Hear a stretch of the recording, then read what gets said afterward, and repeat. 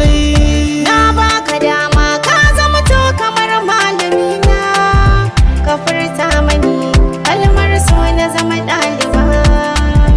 Kwatanta mini da yanda so yake ƙaruwa a zuciya, kwatanta mini da yanda so yake ƙara girman matsayi.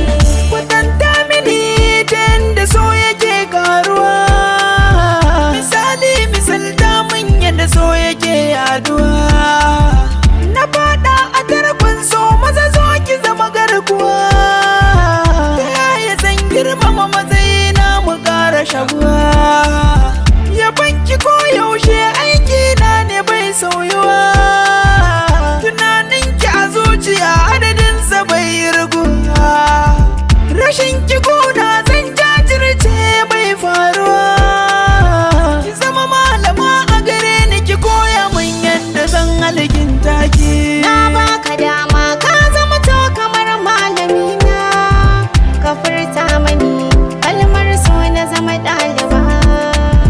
Kwatanta mini ta yadda so yake karuwa a zuciya. Kwatanta mini ta yadda so yake ƙara girman matsayi. Suna da girma mai suna kaɗan bincika, matsayina wada naka ƙwarai ya haskaka.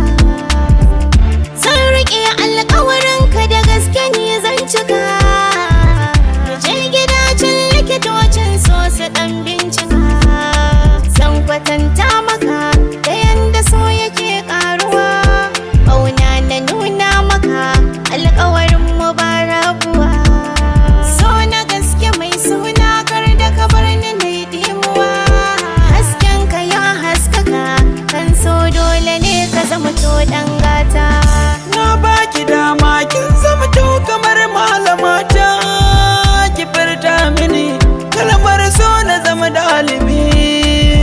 Kwatanta mini ta yanda so yake ƙaruwa a zuciya. Kwatanta mini